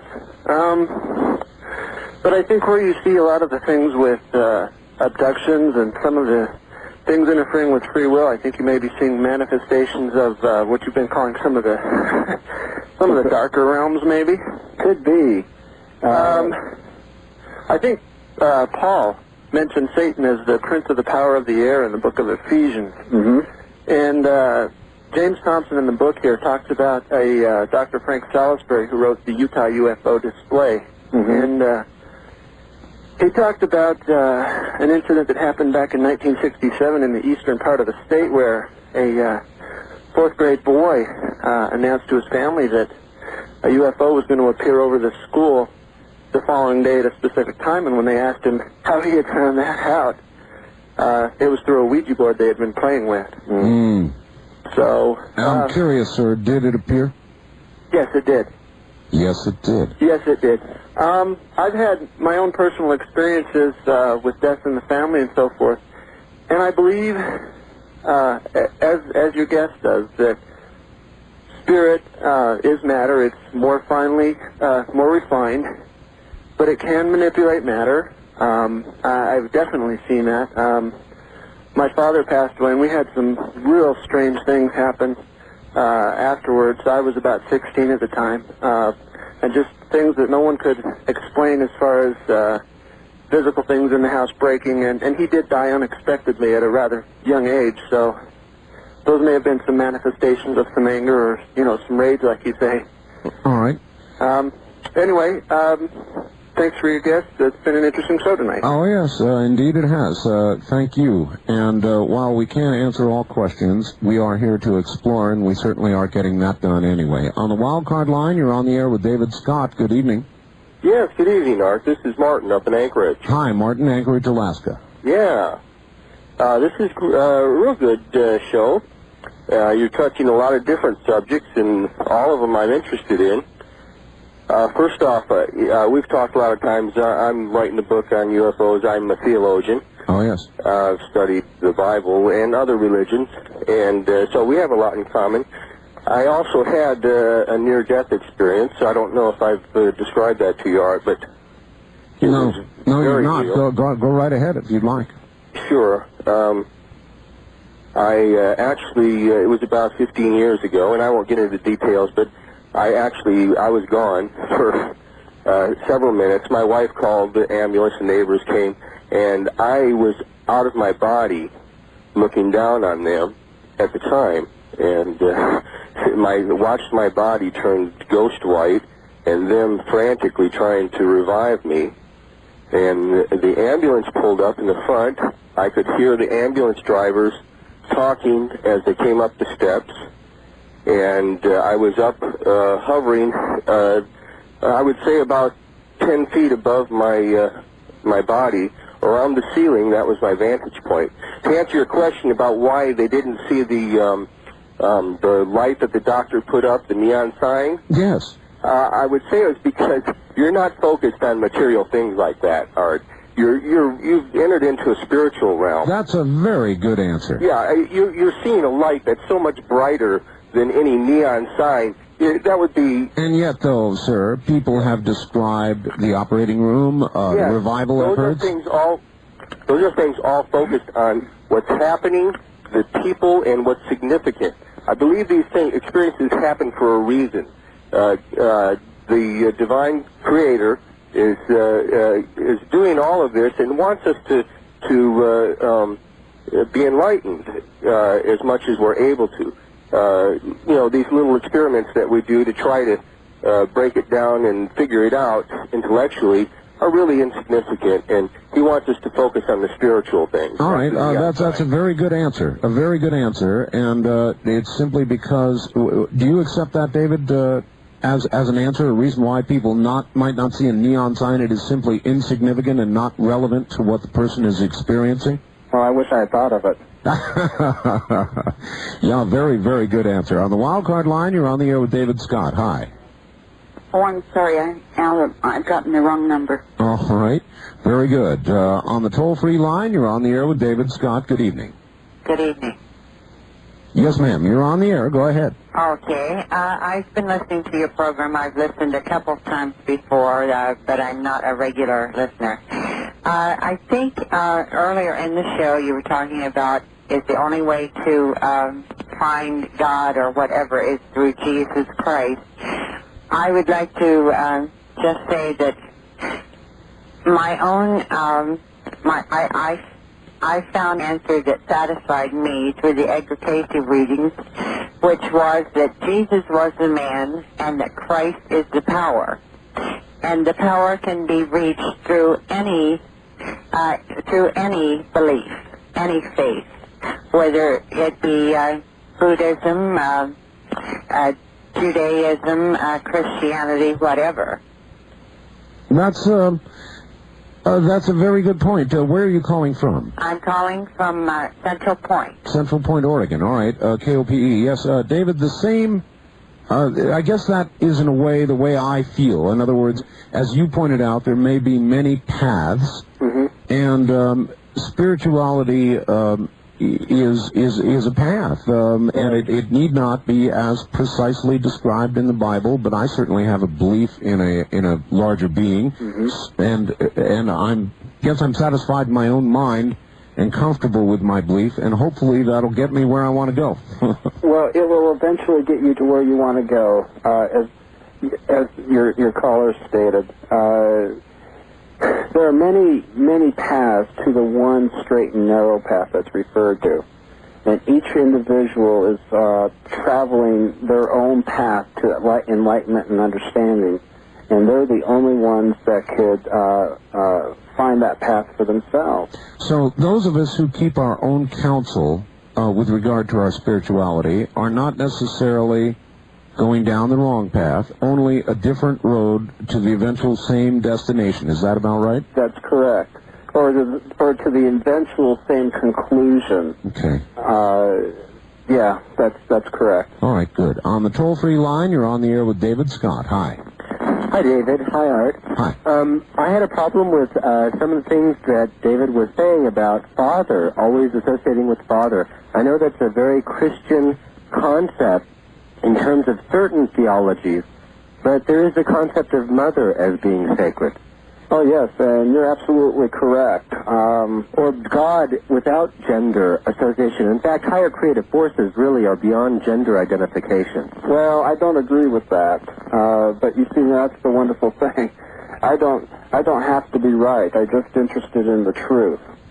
And but that doesn't make me wrong. I feel that there is gender, and there is that which is beyond gender. When you deal with those forces that create universes, galaxies, dimensions, and the infinitesimally small beings that exist on this planet and many planets, and the larger beings as well.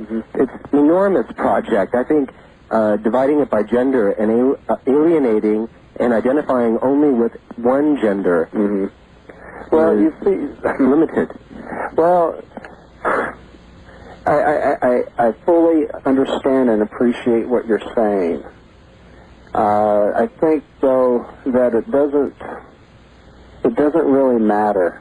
Yeah, that's what I was going to say, too. Why does it matter? Yeah. Father is just a term that you're using. I'm referring to my God as my Father.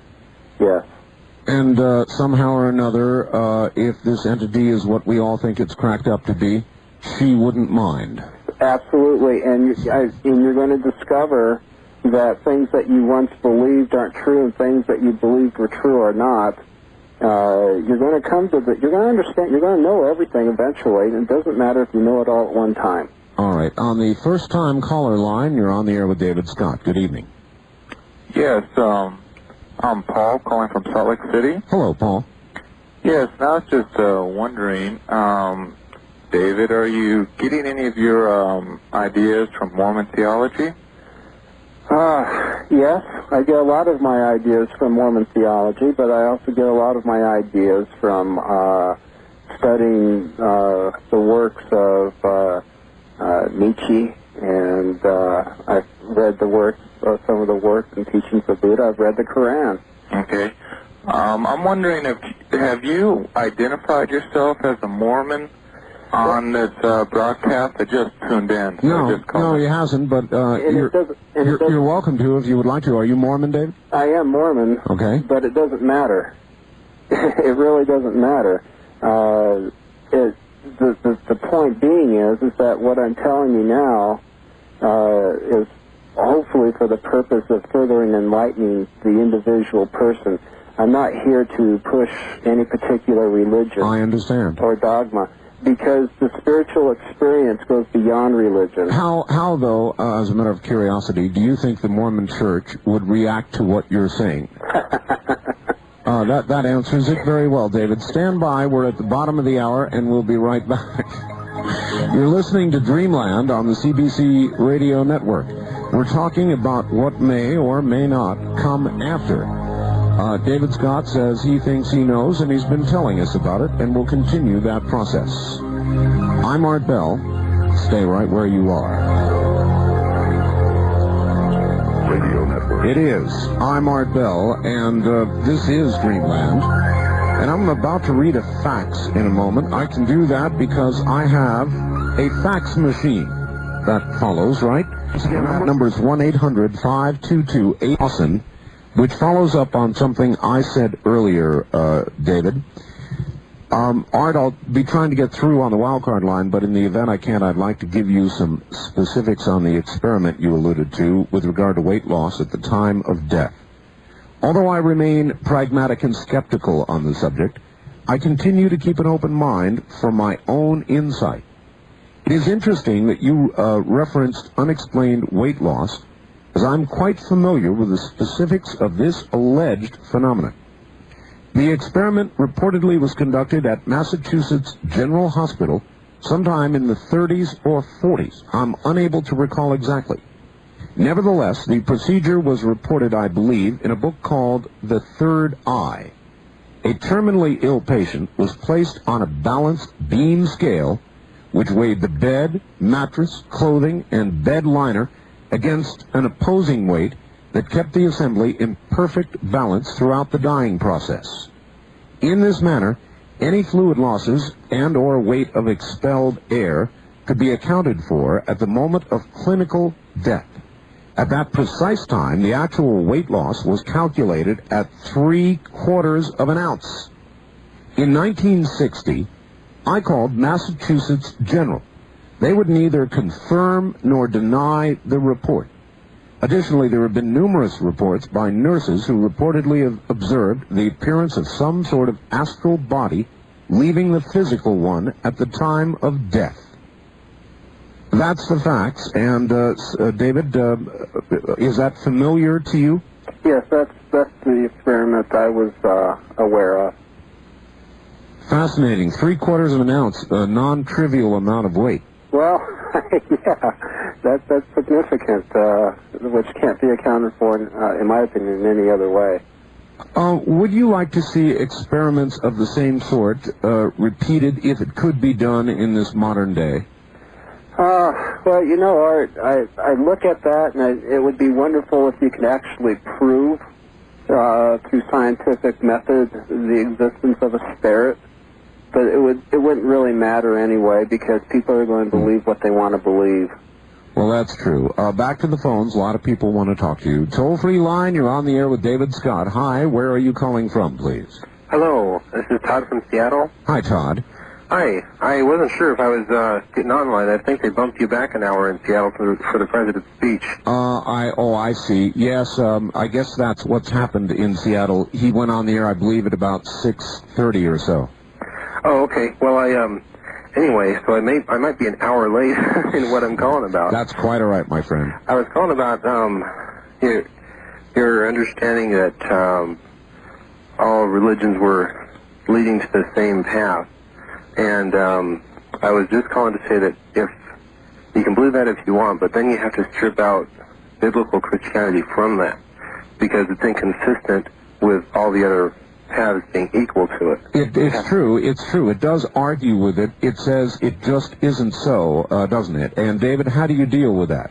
Well, not all paths are equal, and that isn't what I said. They all lead to a specific path, or they can lead to a specific path.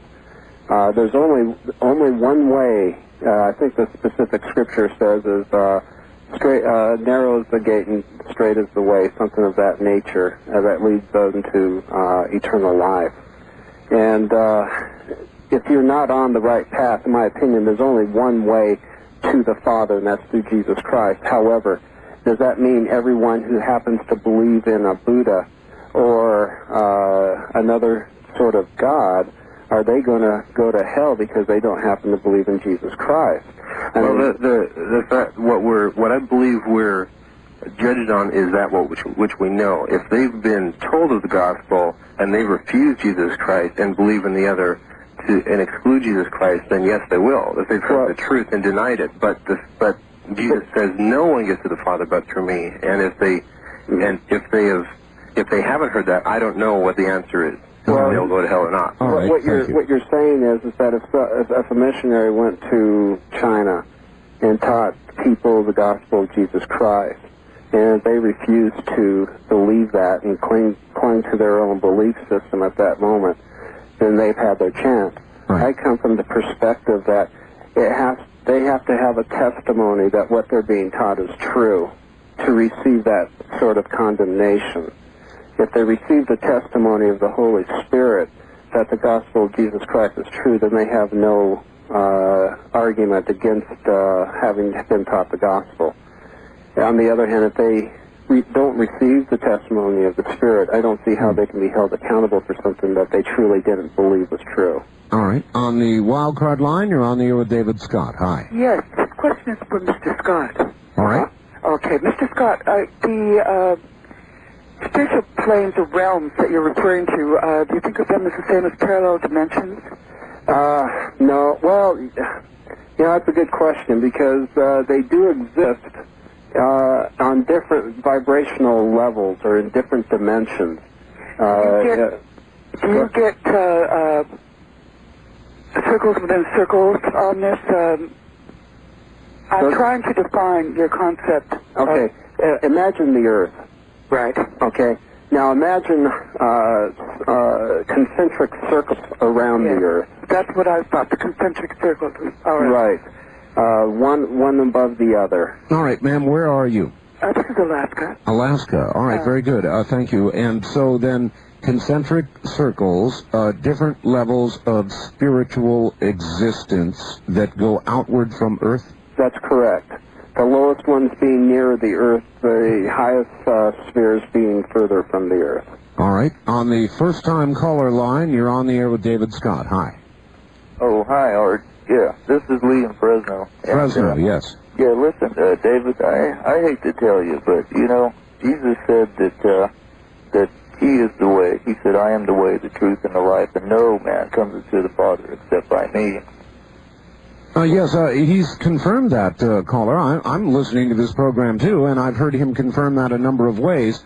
He simply said that people on other paths will come to this same point eventually, or that they can come to the same point eventually through a different path. Well, hopefully they'll be still living when that happens, though. Well, that's not altogether certain. An individual... Well, an individual will have the opportunity to accept the gospel of Jesus Christ. If he doesn't, after all, when Christ did die on the cross, he did go to the spirit world and taught his gospel there. And so those spirits who lived before Christ lived on the earth never had the opportunity in this life to receive the gospel. And so he not only organized his gospel here on this earth, he also organized it in the spirit world, which tells me that if you don't have the opportunity here, you will have the opportunity there. Well, as for myself, and I believe that most other Christians, though, I think that we're just going to take the safe way and believe him now. Well, that's fine. Nobody has said that you should not, sir, and whatever you're comfortable with is a fine path to be on, and if you're on the straight and narrow, that described in the Bible, I don't think anybody, certainly David, has no problem with that, do you, David? No, absolutely not. Yeah, this is the place to do it. This is the place to perfect yourself. It's a lot easier here than it is in the spirit world, I'll tell you. All right. On the toll-free line, you're on the air with David Scott. Hi. Hi. My name is Deanna, and I'm calling from Truckee, California. Hi there. Hi there. I want to share with you my experience of when my mother passed away. Please. And she was very ill for about 11 months. She was dying of cancer. She was in the hospital the last few months, and she was in a coma. And the day of her death, all the family was around. I was to the side of her bed holding her hand. And I started to say a prayer to myself, which I didn't normally do. And as I looked up through the ceiling, and I saw my grandmother that had passed away the year before she had, and a man, but I have no idea who he was. And as my grandmother and this man came through the ceiling, my grandmother said to my mother, "Come on, Eileen, we have to go." That was her name, my mother. Right. And my mother said, she didn't respond at that time. And I'm talking about telepathically, I guess. Because my grandmother again said, "Come on, Eileen, we have to go." You think that was telepathic communication? Or spirit. But then I heard my mother say, I'm hurrying as fast as I can. Not only did I see my grandmother and whoever this other man was, but I also saw my mother's spirit come from the toes through her body, up through and left through, I guess what you call the third eye, and the three went off into the ceiling. Boy, that must have been very comforting for you. It was wonderful. And I would also imagine, ma'am, I'm sorry, David, that it must have changed your life ever since. It has. It has tremendously. All right, thank you very much. You know, Art, that's a fascinating story, and there's thousands, if not millions, of people all over the world who have had these kind of experiences. At the end of the program, if it's okay, I'd like to give out an address for people with these kind of stories to contact me with, because I would love to hear from them. You're more than welcome to, David. I think that this is very much like the UFO business that we follow. You get story after story after story to the point that it's just impossible to deny that it may be so, David. And maybe we're just hearing things that we want to hear. I don't know, but there are so many stories, so specific, like that lady that was just on, that sounds so real that I don't think it can be denied. Right. To me, it's just a reaffirmation of what I've already believed for many years. Well, that's what I say when I say we may be just sort of stoking up our own beliefs here, but I really think there is something to it. That's why I do this program, David. I think it's an important interchange. On the toll-free line, you're on the air with David Scott. How you doing? Okay, where are you, sir? Wichita, Kansas. Wichita, yes, sir. I just want to give you, I'm a born-again Christian, so I get a little perspective. The one thing I just want to make a couple quick points. One, Hebrews 9:27, since it says that it's committed to men once to die, then to judgment. So you can only accept Christ here on this earth. And after you die, your fate is determined. And once you die, the Bible says that either your spirit goes into eternal Hades or eternal waiting place for the final judgment, or it goes to be with the Lord in heaven. But as far as you're concerned, no negotiating in the spirit world, huh?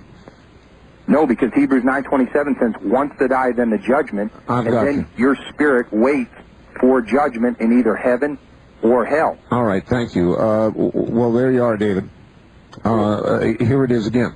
Somebody saying, look, you're not going to do any negotiating, or you're not going to be able to modify or change your behavior. Once you leave this earth, everything then is already determined. Well, of course, I've said it many times earlier that I know that that's not so. I think many times people interpret the scriptures to a way that they want it to mean, and it discounts a loving and gracious Heavenly Father, or Mother, for that matter. Father loves all his children, and he wants all his children to return back to him, and he will provide them every opportunity to do so, in however long it may take. Even in the spirit world? Even in the spirit world. All right, on the wild card line, you're on the air with David Scott. Hi. Mr. Scott, you know, like the manipulation of vibration is like the quintessence of musicianship. So do you think that maybe this could lead to a heightened, like an acute ability to hear things in the spiritual and physical realm that others can't? Absolutely. Put another way, are musicians closer to God? Well, yeah, well, I'm a musician, so obviously that's true. I'm just kidding. But here's the thing. Musicians, I don't know if occupation or artistic talent make any difference, but I do know that an individual who has the ability to raise their vibrational level will hear and see things that normal people or people on a lower vibrational level cannot. Yeah. Well, do you have a favorite pre-20th century composer? A pre-20th century composer? Well, like before the turn of the century? I love Debussy. Oh, that is so cool. And could I ask you, if you had any comments on the infinite nature of the overtone series, I'd be glad to hear them. Thank you. All right. That's something I never studied for except for this program tonight. Listen, all right, while we're on the topic, or still near the topic of near-death experiences, you said you would like to hear from some people that have had them. Yes, I would. How would they contact you, David? They can contact me at P.O. Box 10, Provo, Utah, 84603, or they can call our book line number at 1-800-846-2233. I'm sorry, what were the last four? 846? 2233. 2233. And that's if they'd like to order any of the two books I was talking about, Life in the World Unseen and Heavenly Ways of Earth's Graduates. And that is your book, Heavenly Ways of Earth? The book that I've written is called The Way of the Ultimate Warrior. The Way of the Ultimate Warrior. That's correct. All right. On the toll-free line, you're on the air with David Scott. Hi. Hi. Yes, ma'am. Turn your radio off for us, please. And tell us where you're calling from. South Carolina. South Carolina. Okay. Yeah. Go ahead. I just wanted to...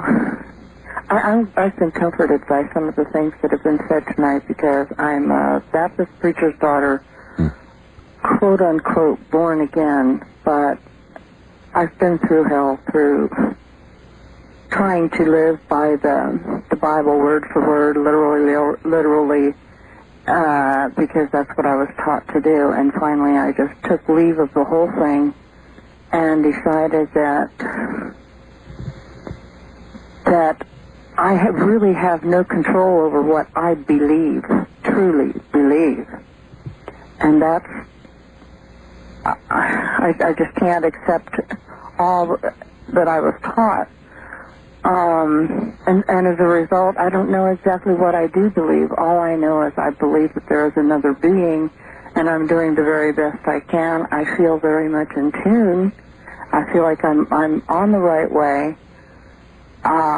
I can't condemn other believers who are on these other paths for believing what they believe. And then the gender thing, that is so silly, because God is a spirit, and what in the world does he need to be a man or a woman for anyway? I quite agree. And so the casual use of the phrase father or mother or whatever is, what is the difference?